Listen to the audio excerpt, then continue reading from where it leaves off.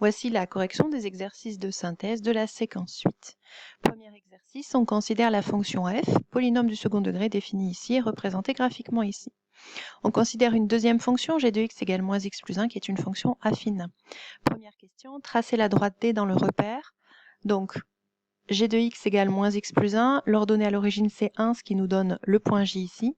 Coefficient directeur moins 1, donc je descends de 1, je vais de 1 vers la droite et j'obtiens le point I qui est ici. On trace la droite.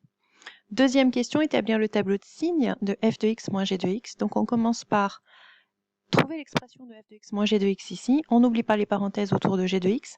Et comme il y a un signe au moins devant, on change les signes, plus x, moins 1.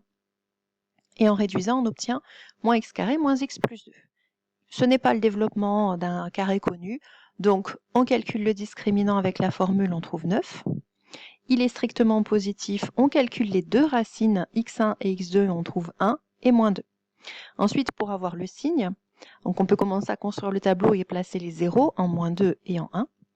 Donc on regarde le signe du coefficient a qui est moins 1, négatif, donc le polynôme est négatif à l'extérieur des racines, avant moins 2 et après 1, et donc on a un plus ici.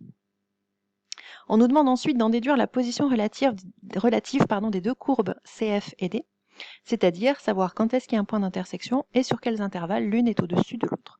Alors on peut le conjecturer déjà graphiquement, on voit deux points d'intersection aux abscisses moins 2 et 1. Sur moins l'infini moins 2, CF est en dessous de D. Sur 2, 1, CF est au-dessus de D. Et sur 1 plus l'infini, CF est en dessous de D. Pour démontrer ça algébriquement, il faut étudier le signe de f de x moins g de x, ce qui a été fait à la question 2a. Pour trouver les points d'intersection, on va chercher quand est-ce que f de x égale g de x, c'est-à-dire quand f de x moins g de x égale 0, et on a trouvé les deux points a d'abscisse moins 2 et b d'abscisse 1. CF est en dessous de d lorsque f de x est inférieur à g de x, c'est-à-dire quand f de x moins g de x est négatif, donc sur moins l'infini moins 2 et sur 1 plus l'infini. CF est au-dessus de d lorsque f de x est plus grand que g de x, c'est-à-dire lorsque la différence des deux est positive, donc sur moins 2, 1. On passe à l'exercice 2. Donc ici, la première phrase, toute trace de recherche ou prise d'initiative sera prise en compte dans l'évaluation. C'est ce qu'on voit sur ce type d'exercice sur les évaluations type bac. Donc on a cette figure-là qui est composée du carré AEFG de côté 4 cm, de deux rectangles ABCD et CIFH. On a appelé X la longueur AD. Et on considère le domaine grisé, donc c'est l'aire des deux rectangles ici, la somme des deux aires. On vous demande de trouver l'ensemble des valeurs de x qui réalisent l'équation l'aire est plus grand que 37 quarts. Donc trouver toutes les valeurs de x qui vérifient cette inéquation-là. Alors première étape, on va préciser un petit peu les choses sur x. Première chose, c'est la longueur de AD, donc c'est positif. Ensuite, on peut dire aussi que c'est compris entre 0 et 4, puisque le point D est entre le point A et le point G. Par contre, la longueur AB étant de 2x et le point B étant entre A et E, ça veut dire que 2x doit être plus petit que 4. Ça nous donne x plus petit que 2. Donc au final, le nombre x appartient à l'intervalle 0,2. Ensuite, on va calculer l'aire de chacun des deux rectangles en fonction de x.